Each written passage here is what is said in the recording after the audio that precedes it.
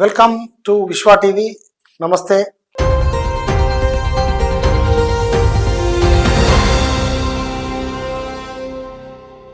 మాట అనేది చాలా ముఖ్యమైనటువంటిది.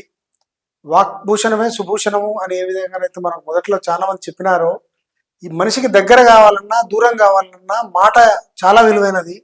ఆ మాటను బట్టే మనం ఎవరితోనైనా సంబోధించేటప్పుడు కానీ, వారి మధ్యలో మాట్లాడేటప్పుడు కానీ, ఇంకా ముందుకు పోవాలంటే వారితో గౌరవంగా ప్రవర్తించడం, ఆ రిలేషన్ పెంచుకునే విధంగా మాట్లాడడం అనేది ఎందుకు చెప్తున్నాను ఇదంటే, మొన్న రేవంత్ రెడ్డి మోడీ గారు వచ్చినప్పుడు జరిగిన సంబోధన గురించి చాలామంది చాలా చోట్ల అనుకుంటున్నటువంటి దాన్ని కాస్త మీ ముందుకు చెబుదామని రావడం జరిగింది. ముఖ్యంగా బడే భాయి అనే పదం ఏదైతే మన మోడీ గారిని సంబోధించి రేవంత్ రెడ్డి గారు చెప్పింది ఏదైతే ఉందో చాలా మహోన్నతమైన పదం అది. ఎందుకంటే ఎన్నో ఏళ్ళ నుంచి ఎంతోమంది కలుస్తుంటాము.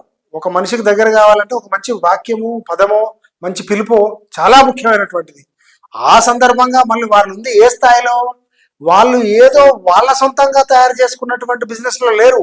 ప్రజాప్రతినిధులుగా అత్యున్నతమైనటువంటి స్థానాలలో ఈయన రాష్ట్ర ముఖ్యమంత్రిగా, ఆయన దేశ ప్రధానమంత్రిగా ఉన్నటువంటి దాంట్లో బడేబాయ్ అని సంబోధించడం ఎంత కాదన్నా మనం పెద్దన్నకు చెప్పినట్టుగా ప్రతి పనిని ఏ ప్రధానమంత్రి ఉన్నా వారికి మనం విన్నవించుకోవడము, వారి ద్వారా శాంక్షన్స్ తీసుకోవడము, వారి నుంచే అథారిటీ తీసుకోవడము, వాటి వల్ల పని అవుతుంటుంది. కాబట్టి ఇది గవర్నెన్స్కి సంబంధించినటువంటి విషయం. గవర్నెన్స్ అనగానే ఏమవుతుందంటే ఎత్తంపులు, సమస్యలు కొన్ని చాలా పద్ధతిగా తీర్చుకోవాలి, లేకపోతే వాళ్ళతో సాధించుకోవాలి అనేటువంటి కొన్ని విషయాలు ఉంటాయి. వాటిని సాధించుకోవాలంటే మాత్రం మంచిగా ప్రవర్తించడం చాలా గొప్ప విషయము.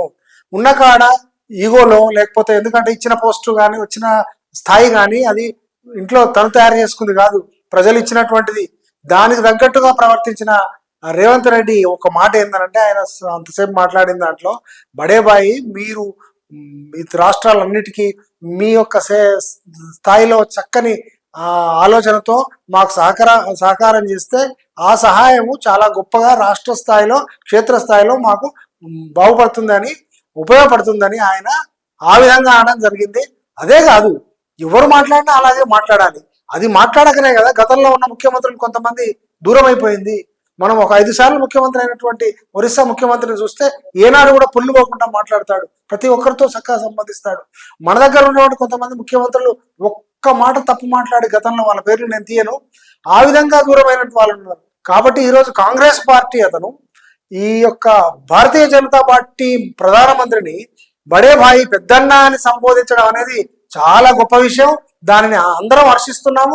కాకపోతే దాన్ని అర్థం చేసుకునే రీతి, దాన్ని పట్టుకొని ఇంకా కొంతమంది ఇటు కాంగ్రెస్, ఆ విధంగా బీజేపీ వీళ్ళు లోపాయకారి వ్యవహారం ఏదో మాట్లాడడం జరుగుతుంది.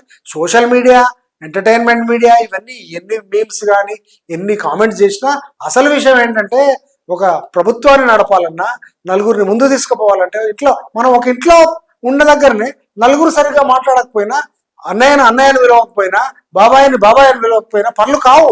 ఎందుకంటే అమర్యాదపూర్వకమైనటువంటి వాతావరణంలో ముందుకు ఒక అడుగు కూడా వేయలేము.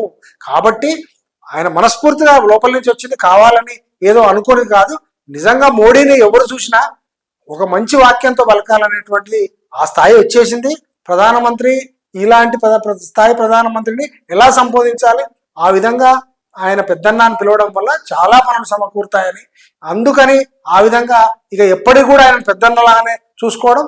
ఎందుకంటే రాజకీయమే, వ్యవస్థే, అభివృద్ధే, పనులే, వాళ్ళ స్థాయిలో వాళ్ళు పనులు చేసుకోవాల్సిందే. కానీ ఒకరినొకరు గౌరవించుకోవడము, ఒకరినొకరు సానుకూలంగా పలకరించుకోవడం అనేది చాలా మంచి గొప్ప విషయంగా, అసలు అది నూతనంగా అందరూ చూసి కూడా నేర్చుకోవాలి. బహుశా దాన్ని ప్రజలందరూ కూడా హర్షిస్తున్నారు. ఈ విధంగా అందరూ కూడా ఉంటే బాగుంటుంది.